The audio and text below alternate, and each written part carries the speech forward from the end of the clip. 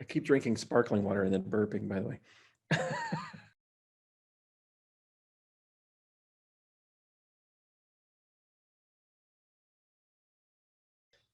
So this year, everybody's home. So my mornings have actually become pretty lethargic. I always check my email on my phone immediately just to see if anything really important came in. And that's probably never happened, but I still check anyway. And I'm on a couple of lists. One is a list of, it's a group called the Dispatch, and it's kind of some conservative thinkers and writers that are in the anti-Trump world. Then, honestly, sports. And there's like I have a subscription to The Athletic, and they kind of write thoughtful sports articles, and so I check them out. That's usually before I leave my room, and then I go get some breakfast, and then I get some coffee, and then I start checking on news and sports again. The year started out amazing.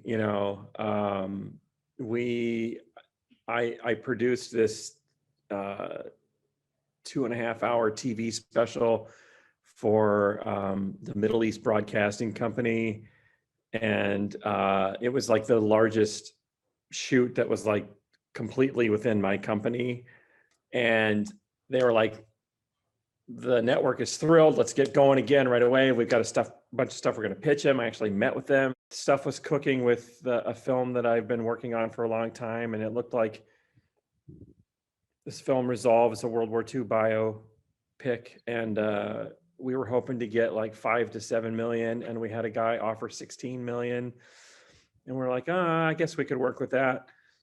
And so things were like looking great. Just a bunch of projects that were like, hey, this is happening. I'm doing this thing for Biblica that was like, we're going to crank out a bunch of these this year, these little 7-minute videos. It was a cool idea that we'd pitched to them, and everything was just like work-wise blowing up. And all of that went away. The Biblica thing we actually managed to get done, but it took almost a year to do it instead of a month or two, so work basically dried up, and it's been pretty rotten year for work.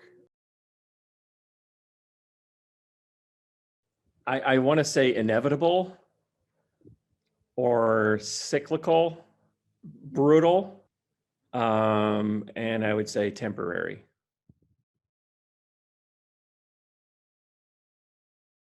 The pandemic itself, they run in 100-year cycles, and we were due for one. Also, though, work, that's what happens when you're freelance. You get work, and then you don't get work, and then you get too much work, and then you don't have enough work. I struggle with depression from time to time, and I'm always surprised by it. My dad died this year, and just that $16 million movie going away. Nika's mom was really sick for a while, and she's doing better, thankfully, but she was really sick. We didn't know if she was we just didn't know what was going to happen, because they didn't know it was wrong. Like, any one of them would have been a huge blow. I feel like recently I've kind of started coming out of the depression and going like, oh wow, I was depressed. And I don't know why, even sometimes these things will happen every 5 to 10 years or something, and Nika will go, oh, I think you're depressed, and I'll go, no, I'm okay. I mean, I'm a little sad, but I'm fine. And then in hindsight, it kind of coming out of it, it's almost like, oh, I was having trouble breathing. Now that I have enough oxygen to breathe, I can tell I was actually struggling to breathe back there. I do feel like God has been faithful and like continue to give me tools to deal with it, and it never hits as hard as it did the time before, which I'm really grateful for that. But anyway, that's also just another cyclical thing for and inevitable, and I know it'll happen again someday for sure, but it'll be temporary.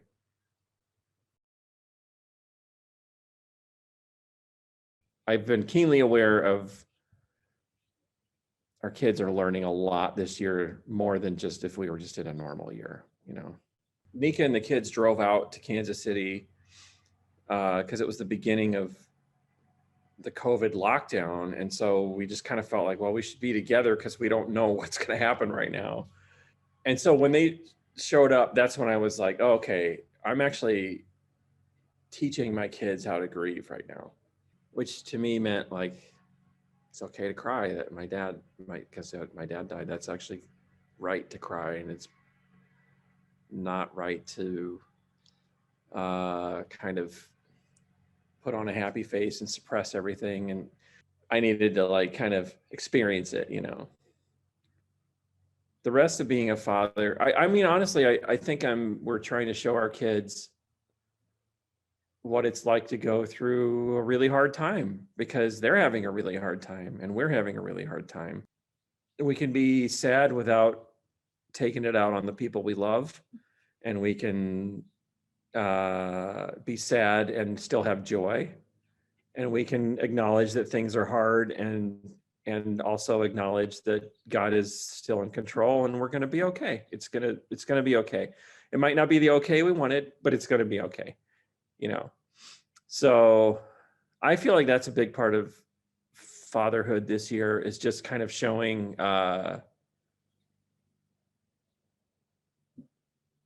strength and weakness in their proper place, you know. Yeah, that like our strength comes from the Lord, and we give him our weakness and he provides our strength, you know.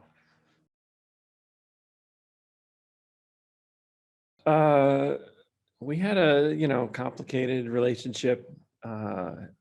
He wasn't a Christian when I was growing up, and in 1995 he was in a car accident. Before that, actually, I was in college, and uh, God just like really pressed on my heart for about a year. You need to forgive your dad. And I felt like, you know, I literally would just say to God, well, yeah, if he asked me to forgive him, I'd totally forgive him. But he doesn't even see that he needs to be forgiven. And, you know, I felt pretty clearly God saying, like, oh, that's interesting because I forgave you before you knew you needed to be forgiven. So interesting. And so it just kind of was a recurring conversation with God. And eventually I was like, fine, I'll do it. And I told him that I forgave him and said I apologize for all of the punkish things that I did as a kid. And, you know, he kind of was like, oh, okay, great. And I was mad about that. I was like, I was right. He doesn't get it. And I was right. And then about a year later, my dad was in a car accident and should have died. And, you know, really, truly miraculously pulled through a very severe car accident. And um, the way that like people from our church and Christians that we knew from a lot of different circles just like poured love on our family. I think that's what broke my dad and really showed him that his system wasn't working. You know, he was kind of a like, look out for yourself and take care of you and kind of take care of your family. And that's how it is. I won't get in your business. You don't get in mine. And like, he literally couldn't tie his shoes or go to the bathroom by himself or any of that. And so just, I mean, there's like so many stories about people pouring love on our family. It's ridiculous. And so he changed so radically after that, that he was like, you know, I mean, I'll just know for the rest of my life that redemption is possible, that God can save people. I think that like all of the complicated stuff that I feel about him, mostly I feel like um it, I'm very grateful for my dad. Yeah, I'm grateful that he worked at a really crappy factory job for 35 years or something. And I'm grateful that he eventually was humbled enough to like come to Jesus and say, I need you, and come to my family and say, will you forgive me? So I think, well done, good and faithful servant. That's what I think.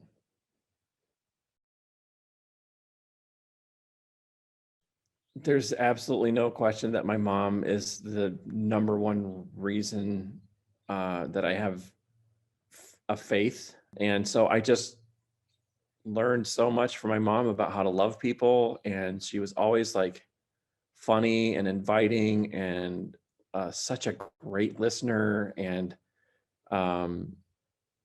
really just like gave and gave and gave and gave and gave and gave and gave and gave, like, and not in a it's just never a martyr, it's just, it's like she had it to give.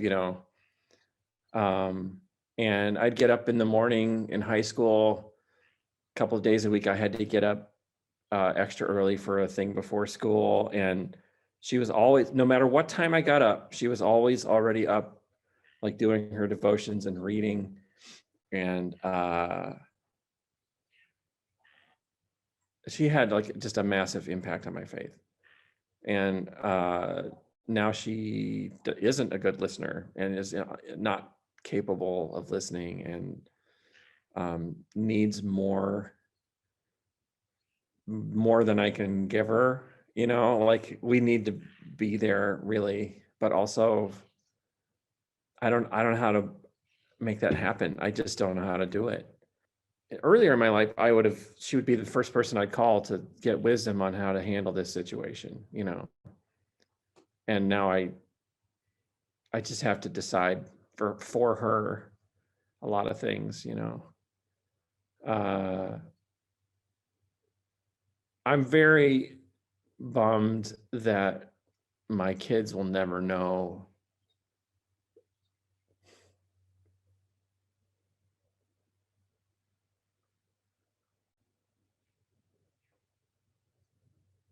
they just won't know like how amazing she was, except for just taking my word for it.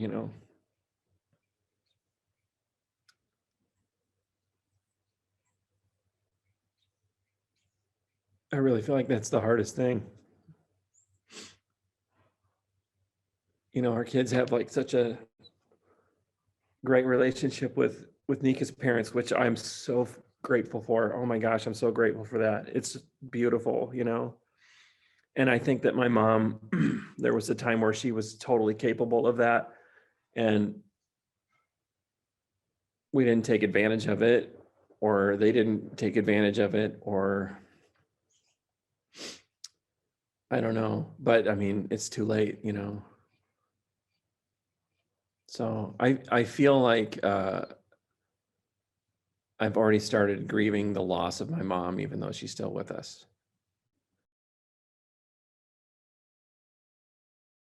I mean, it would have to be Nika. I mean, we're we're a team, and I feel like we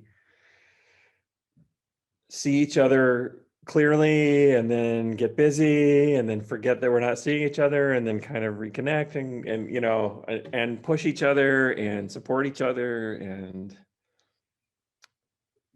sharpen each other. I am inspired by her and her creativity and her calm, her driven but calm presence. I think that'll always be the most significant relationship for sure. I would think my most urgent relationship is my mom at this point, though. I need to be there for her, and I would love the opportunity to repay the amount she's given to me, for sure. Honestly, I feel like I am in the process of letting go of like sort of the Hollywood dream. I don't know where I'm at with that, but I definitely feel more and more like I'm just not willing to do what it takes to have the Hollywood dream. Like, I kind of don't want it. This thing with the World War II movie, I was working with a really good friend of mine on that, and I felt pretty darn betrayed by him in that process. And it just made me go, you know what? I don't need this. Like, I don't want to compete with him about talking about how amazing I am and making sure everybody knows what I contributed and why that's important. If I have to do that, and like, I just don't want to work with people like that. And honestly, I just more and more feel like that's who makes movies. That's who makes movies. That's what this business is. So, okay. I don't need to make a movie anymore. I've made some movies and that's okay. I just need to like do work that I feel good about and work with people that I trust, so. No one knows this, but I applied for a job at a college in Minnesota because a friend of mine, a really, really good friend of mine, works there. And it would basically mean like free college for Nika and the kids, and a lot of things. I could probably get my master's and doctorate if I wanted, and all these things. And I'd be doing production and probably could still keep things moving on different fronts, but I've always thought like, man, if you leave Minnesota, I mean, if you leave LA, that means you're done. And there's part of me that's now for the first time, like, that sounds awesome. Like being done with that would be awesome. It's a small story that I care about, that I think we could do it with whoever we can cobble together, It's called Reggie versus Life. And it's about a guy that's has a lot of issues, but no one issue sort of triggers social services in any category, and so he doesn't really have any help. The foundation of that is that people aren't categories, or aren't defined by their problems, like basically our compassion can't be relegated to bureaucracy, that like, we're called to love people, and that requires like seeing them and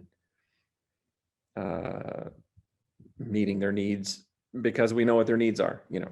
I've been kicking that one around for years, and I feel like maybe it's time to do it. I think I have to figure out how to just make a movie like literally by myself if I have to, and not wait for crazy billionaires to grant me permission to make a movie. My latest obsession is Call of Duty Mobile, which is like a war first-person shooter game. And I used to play a World War II game like that. And I got into this clan with like a bunch of old dudes like me that were just kind of awesome guys that were funny and fun to hang out with. And I drugged some of my friends into that. And so we all moved to Call of Duty Mobile together and stayed in our little clan. And I'm totally obsessed with it. I don't want to be, but I am. And that's what an obsession is, right? It's ridiculous. But so I watch people playing Call of Duty Mobile on YouTube. It's pathetic. And I'm totally, a fanboy for like these guys that are amazing at Call of Duty. But also I just marvel at that universe and like how they do it and how they edit their videos, and the idea that like there are some guys that are really good at it, but they're either insufferable or they don't say anything or whatever. But the ones that like rise to the top, they're really funny and they're goofy and they're not like taking the game so seriously, even though they're really, really good at it. And so I just totally am fascinated with all that. I follow a couple guys that are, I think they're genuinely funny. And then also I learn a lot about the game, and it helps me when I'm playing the game. Ooh, Ted Lasso is the TV show of the year in my book, and it's not even close. It just hits a lot of buttons for me. The guy's from Kansas City. It's about sports, but like it has so much heart, and it has so much, it's basically like it's a show about how cynicism is not right, and you have to like actively fight against cynicism. And it's just a beautiful show. I really love it. Whatever Charlotte picks, that's the song of the year. We created a playlist for our drives across the country, and there are a bunch of songs that Charlotte put in there that I didn't know before, that I was like, every time they come on, I'm like, who is this? Dad, you ask every time.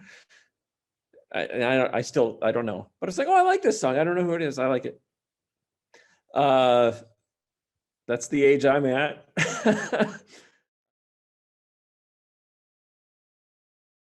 My family makes me laugh and gives me joy. Like we just laugh and laugh and laugh, and everybody takes their turn making everybody laugh. And it's great. It just really is like, it's delightful. And, honestly, everybody in our family is such a character, but man, Frank is so funny and such a weirdo, and he just makes us laugh so much. And also, this is so weird, but he will constantly say something that makes me laugh. And then he'll go, yeah, you said that like 4 months ago. And I'm like, I said that? Oh man, that's really funny. Yeah, I know, you're really funny, Dad. When did I say that? And I don't remember ever, and so it's like it's so weird to like laugh at my own jokes, not knowing they're my own jokes. But Frank remembers every minute of everything that I've ever said to him ever. So yeah, it's delightful.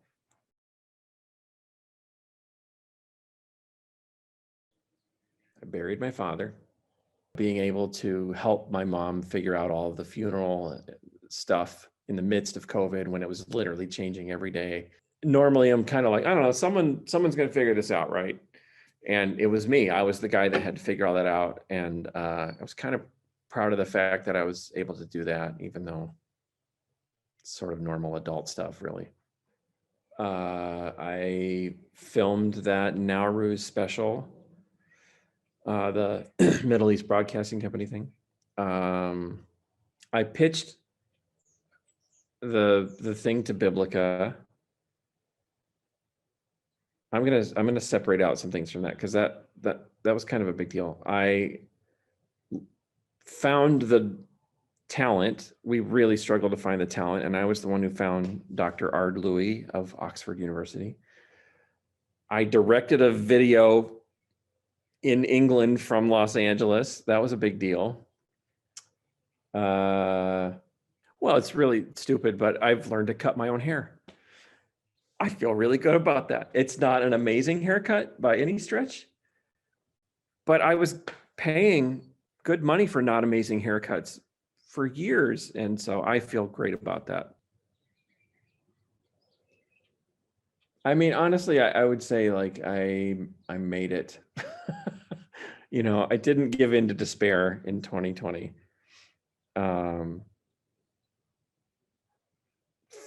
For my own sake and for the sake of my family, I think I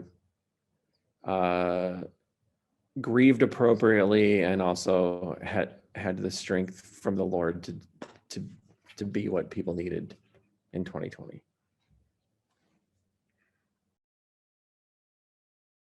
Dude, what, you wasted another year. What is your deal? No, I don't know. I mean, honestly, that's probably gonna feel true on some level. Like, what? It was another year. What happened? What'd you do? But I'll say this, because I always feel that way. But Wes, 2021, think about what you actually got done this year. It was actually quite a bit, like if you actually stop and start listing the things that you've accomplished this year, it's a pretty good list. Learn from your past year, but also acknowledge like, hey, God did what he wanted to do in 2021, and you're making progress.